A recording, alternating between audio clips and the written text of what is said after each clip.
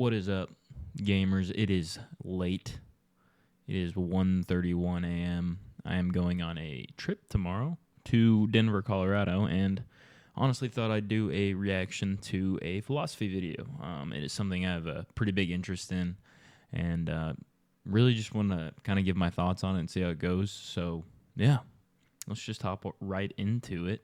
Today, I'm going to be looking at Man's Search for Meaning. This is from Eternalisted. Eternalisted. It's from Eternalisted. And it is Man's Search for Meaning. It's a book by Viktor Frankl. I'm really bad with names. But Viktor Frankl. And we're just going to watch it and react to it and see what we're thinking. So yeah, we're just going to hop right into it. Viktor Frankl's Man's Search for Meaning, originally titled A Psychologist Experiences the Concentration Camp, was released in German in 1946, becoming one of the most influential books in the United States, having sold over 10 million copies at the time of Frankl's death in 1997, and continues to this day to inspire many to find significance in the very act of living. He sees the success of his book as a symptom of the mass neurosis of modern times, since the title promised to deal with the question of life's meaningfulness. Frankl's writings have been called... And this is the big question. I mean, when it comes to life, we're all trying to find a reason to live it. And it sounds like this book is kind of just more about living life to live it, which... It's a lot easier to say than actually do, of course. I mean, most of us tend to just live our lives looking for some type of goal that's ahead of us, whether it's, I'm going to make this amount of money this year, how do I get there? Or I'm going to get this amount of YouTube subscribers this year, how am I going to get there? I mean, that's what I'm living right now. I'm at about 16 subs, so that's kind of my plan right now. But it is important to obviously live life just to live it. Hopefully we'll find out what this book says about it. I don't fucking know. The most important contributions in the field of psychotherapy since the days of Freud, Adler, and Jung. He is the founder of logotherapy, which he describes as a school of psychotherapy in spiritual terms, in which a search for meaning in life is the primary motivational force in man. Frankl chronicled his experiences as a prisoner in concentration camps during World War II. Instead of giving up and accepting that he was doomed, as most did, he decided to use his suffering as an opportunity to help others and himself. While a man's destiny in life is certainly affected by the circumstances in which he finds himself, he is ultimately free to choose his attitude towards life. Part 1, Experiences in a Concentration Camp, constitutes Frankl's autobiographical account of his experiences in the concentration camps, while Part 2, Logotherapy in a Nutshell, introduces his theory of logotherapy. Frankl begins... Trying to find a reason to live when you're struggling is actually, I mean, I would assume one of the hardest things for everyone. We're all going through something. I mean, we're all struggling with something, whether it's a family member dying, just simply going through a depressive spout, or just struggling with the day-to-day monotony of life. Generally, that's something I struggle with a lot, is the monotony to life. Going through that day-to-day struggle of just, why am I doing this? What is the point? I think all of us kind of deal with that. I've found personally, at least the best way to deal with it is... which I guess kind of goes against this, is to have a goal at something. Find something that you can attain, or try to attain at least, and kind of put all your eggs in that basket. Do you necessarily always want to put all your eggs in the basket? No. That tends to lead to obsession, which leads to quick burnout. But for me, at least, it's been the best way to, I guess, harness the day-to-day struggle that we normally go through, as you have something to look forward to, obviously, as well as... something to work hard at. I think that's a really big thing we don't see a lot anymore. Especially when you get stuck in that loop, you just tend to sit there and stay in that loop. You don't work towards anything, and you get comfortable. So we'll just continue from here. By telling the reader that this book is a compilation of his experiences and observations. He focuses on how the daily struggles of camp life affected the mental state of his fellow inmates. There are 3 psychological stages experienced by the prisoners: shock during the first few days in the camp, apathy after being accustomed to camp existence, and depersonalization, leading to bitterness and disillusionment with life after being liberated. Many experience the phenomenon known as delusion of reprieve. A man sentenced to death becomes convinced that he might be set free just before his execution.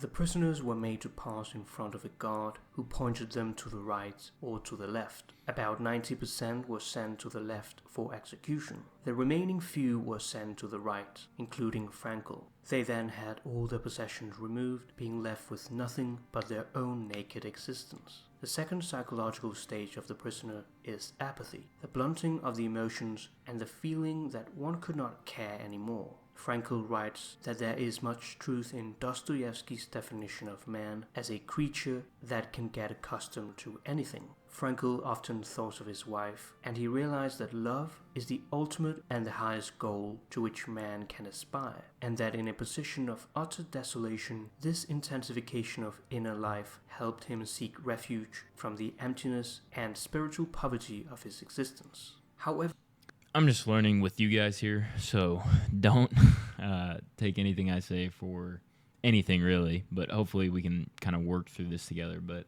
love is very challenging now. I know for me, the first love I ever had was one of the most exhilarating, on fire, amazing, and destructive things I've ever been through in my life. As I went through it, it was... as I said, it was super exciting, super new, super fresh. Loving someone outside of your family, that's a new concept to anyone who goes into their first relationship. And when it all eventually burned down in flames, you don't know how to rebuild a house after that. And when you don't know how to rebuild a house after it all burns down, it really becomes an exercise in how long you can, I guess, live in that burned house. And one day you kind of just got to step out of it and, I guess, find a new house. This is a terrible fucking example, but my biggest thing is refinding love was very difficult. I'm now engaged to a woman that I do love very much, and I'm very excited to get married to, but even in the beginning of our relationship, it was very difficult to open back up after that first love, that first kiss, that first sexual anything. It was very difficult to open back up to the person, anyone else, really, any other type of woman that I wanted to talk to at the time. I guess the way I got out of it, at least, and this is my personal experience, is finding out that person really does care for you and what that feels like. Because it puts into perspective that there is this on-fire love that you have. So, there's my hand. That on-fire love that you have that was just full of emotion, beautiful thing. And then there's this love that is very... Here's my other hand. This love that is... It is love. Because you think love is this exciting thing where excitement happens and you're always have googly eyes at each other and you're always excited to see them. But I think true love is a person that you can be with through those tough times. And this obviously isn't anything new, but when you're able to love someone through those tougher times that you get through and able to get through those, that shows you what love truly is. It's a bond between two people rather than you're right, you're wrong. It's like, hey, we are a partnership. We work together. We compromise. We figure out how this is going to work and what is best for my partner. And that should be kind of an even distribution of what's best for my partner. I should always believe that my fiance is number one, and she should always believe that I am number one. And I think that's an interesting little tidbit, that love is the true meaning to happiness in this life we live on this rock floating in space. So the many prisoners suffered a loss of values in their personal ego, becoming part of an enormous mass of people whose existence descended to the level of animal life. Frankl argues that man is not just an accidental product of biological, psychological, and sociological nature, but that man can preserve a vestige of spiritual freedom, even in such terrible conditions of psychic and physical distress. If there is a meaning in life at all, then there must be a meaning in suffering. Suffering is an ineradicable part of life. As Dostoevsky points, this is a big, very exciting thing that I love to talk about.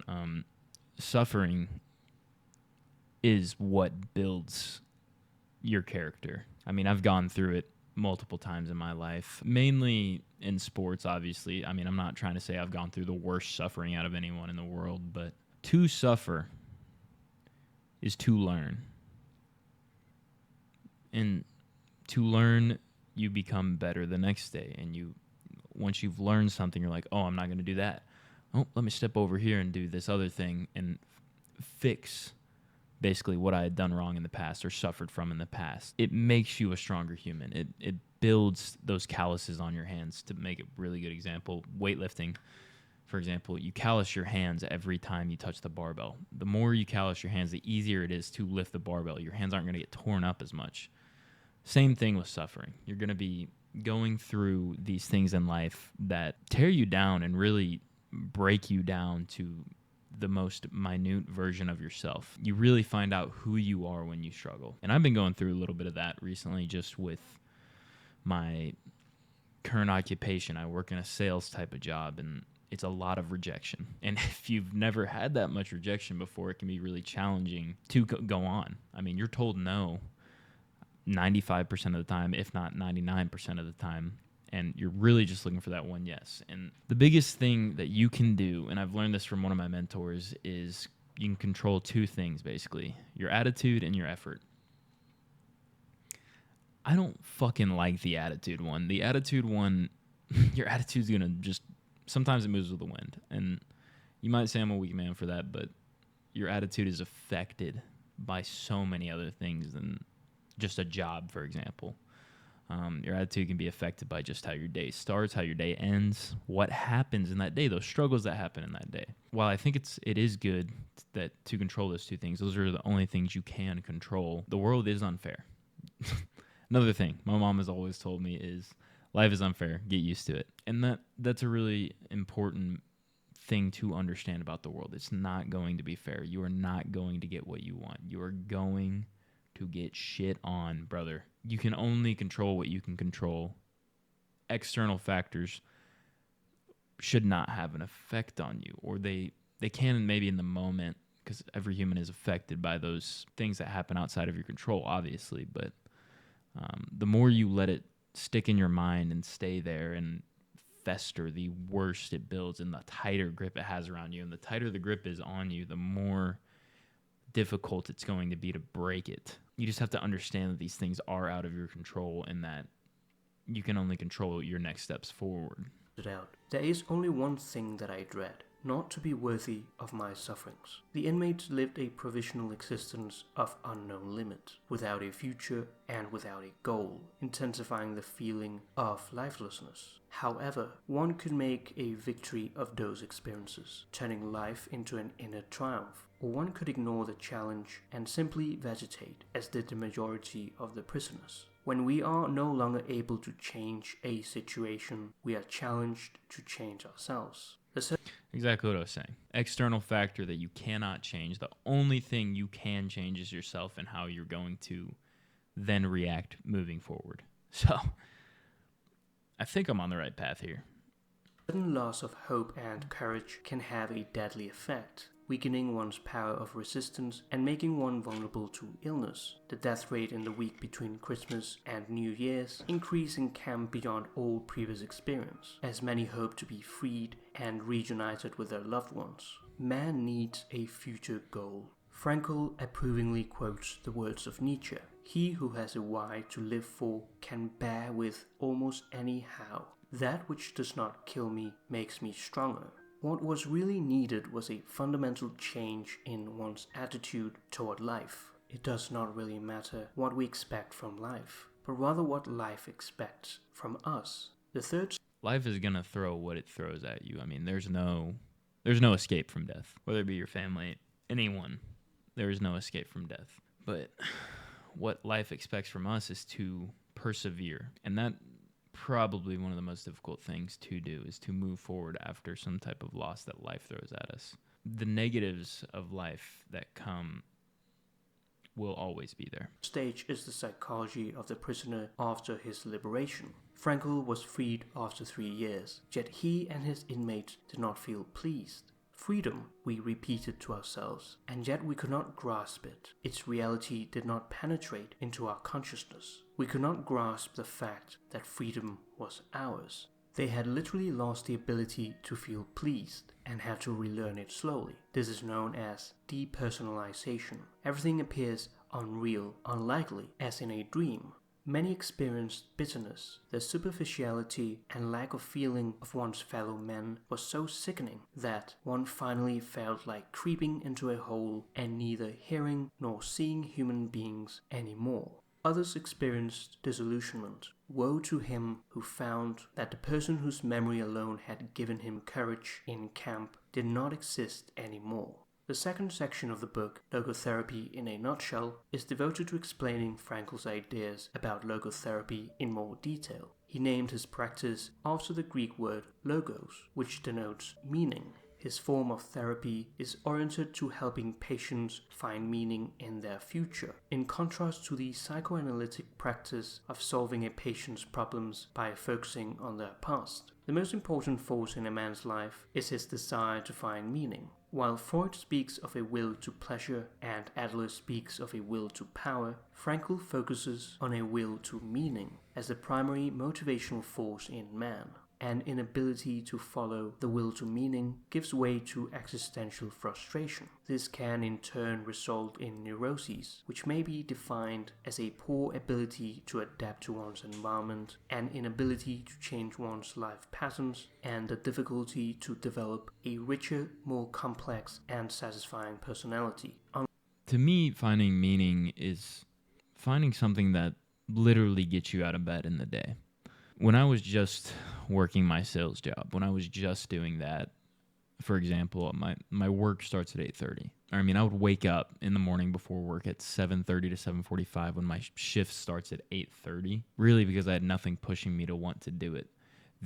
What I have found in life is, for me personally, is that this motivation for money or whatever, it doesn't push me. It does not make me, it's not what ticks my clock, I guess. It's not what gets me out of bed in the morning, literally. I could live on little more than what I currently have. I don't like to spend money, but what I found gave me meaning was helping people. Helping people for me personally was a very big motivator, whether that was in teaching something or in doing stuff like this, where I'm talking to you guys about philosophy and learning myself, and maybe even if you're not getting anything from me, it at least sparks something in you to look into some of these ideas, because I know a lot of people struggle with this. But yeah, for me, it was helping people. And for you, it might be something different. But when you can find meaning in life, that is what's going to truly not only get you out of bed, but have you looking forward to your next days. The hard part's actually finding the thing that you enjoy doing, obviously. I've still struggle with that, even with knowing I want to help people. It's like, well, what the fuck does that mean? Do I want to go work at the Boys and Girls Club and mentor younger children, or do I want to have a child and raise them, or do I want to do stuff like this where I talk to you guys and make you laugh and play Rocket League and talk about all these weird ass philosophy things? I don't really know, but it feels like it's the right direction, so I might as well try it in my head. That's the biggest thing, is just trying things. A lot of people don't try things, and when you don't try things, you get stuck in this loop of just, this is life. I fucking hate it. I'm doing the same things every day. I hate everything I do. And if you just try something, whether it be fucking YouTube, whether it be music, I love doing music, but if you try something, you can at least figure out if it's not good for you or not. You can check it off the list, basically. Okay, that doesn't work. Let's move to the next thing, see if that ticks my clock.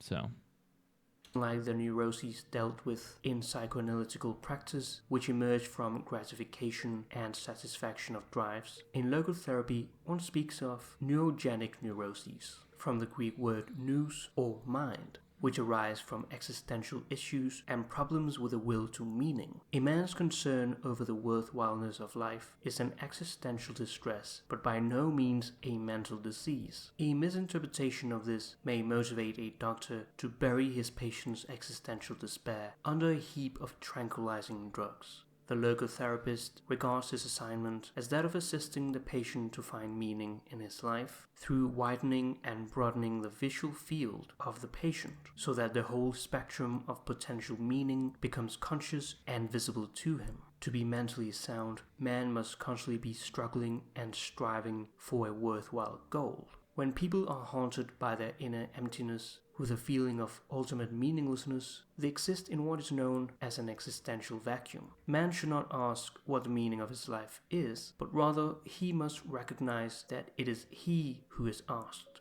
Thus, responsibility is the very essence of human existence. Live as if you were living already for the second time, and as if you had acted the first time as wrongly as you are about to act now. Frankl claims that there are 3 ways to find meaning in life: by working or doing a deed, by love, and by the attitude we take toward unavoidable suffering. The first is the way of achievement or accomplishment. The second way of finding a meaning in life is through love. Love is the only way to grasp another human being in the innermost core of his personality. The third way of finding a meaning in life is by suffering. Suffering is in no way necessary to find meaning, but rather meaning is possible in spite of suffering, provided that it were unavoidable. Suffering ceases to be suffering at the moment it finds a meaning. Suffering may well be a human achievement. One of the basic tenets of logotherapy is that man's main concern is not to gain pleasure or avoid pain, but rather to see a meaning in his life. Our current philosophy stresses the idea that people ought to be happy, that unhappiness is a symptom of maladjustment. Such a value system might be responsible for the fact that the burden of unavoidable unhappiness is increased by the unhappiness about being unhappy. Happiness cannot be pursued, it must ensue. A human being is not one in pursuit of happiness, but rather in search of a reason to become happy, through actualizing the potential meaning inherent and dormant in every given situation. The goal shouldn't be to find happiness. I think that's something we've all at least grasped within our life, where we're just trying to be happy. To just be looking to be happy won't bring us anything, because there's always going to be suffering in our life and in the world. I mean, especially now, suffering is inevitable, man. And so rather than just seek out happiness in itself, because you can find small types of happiness, whether it's getting high, getting drunk, all those make you happy in the moment. It's important to find something, to seek something that actually makes you happy. To seek is to experience, and to experience is to learn. And once you learn of experiences you either like or don't like, you're able to then find happiness in those experiences that you did enjoy. Not only that, but you will suffer in those experiences. You will struggle in those experiences. You will fail, and it all leads back into it. The more suffering is a part of finding that meaning in life. If you find something that makes you happy, that you enjoy doing, that you can work towards and really enjoy and think it just is your thing, know that there's going to be suffering that comes with it. There's work and suffering that comes with it. And you can take pride in the work that you do fulfill throughout that journey as you suffer in that journey, because there will come suffering in that journey where you feel like this is unfair, I'm not being treated right, I didn't get this thing that I felt like I deserved. That's where you can learn. That is where you can turn that suffering into that meaning. Okay, I suffered. Why? And then you start searching through that. Now, some of it might not make sense. You're not always going to have the answer for suffering. But if you can turn that suffering into something that you can understand, you can find meaning. Like, what is this suffering doing to me? How is it building me in some type of way. It's like Legos. The more you break it down, the more you can rebuild it back better. Think about it. You build a Lego house, you can't really add more onto it once the roof's on there. If you break it back down, you can make it wider, bigger base, better structure, and it builds up even more. Same thing here. Once you're broken down, you're then able to pick up the pieces and rebuilding something better that is new. The main things here that I've taken from this video personally are there are basically 3 ways to find meaning: love, suffering, and work. Work is very easy to find meaning if it's something you enjoy, of course. That's pretty easy to fulfill. You just find something you enjoy and you work towards it. The more you work towards it, the more you'll see from it and the better you'll get at it. It's just a day-by-day stepping stone, though. There's no shortcut to becoming good at anything. The second thing is love. This one is a bit more difficult, in my opinion, whether it be your past experiences with love or trying to find the exact right person. It tends to be you get pretty lucky when you find the person you love. It's not a I can work so hard and find the person I love. It's a thing where you find them and you kind of after a little while. They know you've suffered in the past and they fulfill those issues that you've once found in the past and make you feel comfortable with those issues, and they understand them and they talk to you about them, and you learn that, oh, someone can love like this and understand that I'm not this perfect person. I have these issues, but they're still loving me despite those. And then the final one, of course, is suffering itself. I think I've said it multiple times in this video, but I have learned more from suffering in my life than I ever will from winning. Winning, you learn nothing. You've won. There's no abject thing you'll learn from that. You'd be like, okay, maybe I went in the right direction, but you're not learning how to better yourself at that point. With suffering, you learn, okay, why did this happen? How can I make this not happen again? And then repeat those past steps with that new improvement you've added to it. Yeah, I think that was a great video. Probably pretty doggy dookie from my end. I'm not too mad about it. I'm going to post this even though I feel pretty uncomfortable doing this whole thing. And we'll see how it goes. So if you made it this far in the video, I really do appreciate it. I'm going to be hopefully working through a couple of videos like this. Just to learn a little bit more about myself from a philosophical view, as well as help you guys out. And maybe we can have a discussion about it in the comments or something, or over stream, because I do live stream.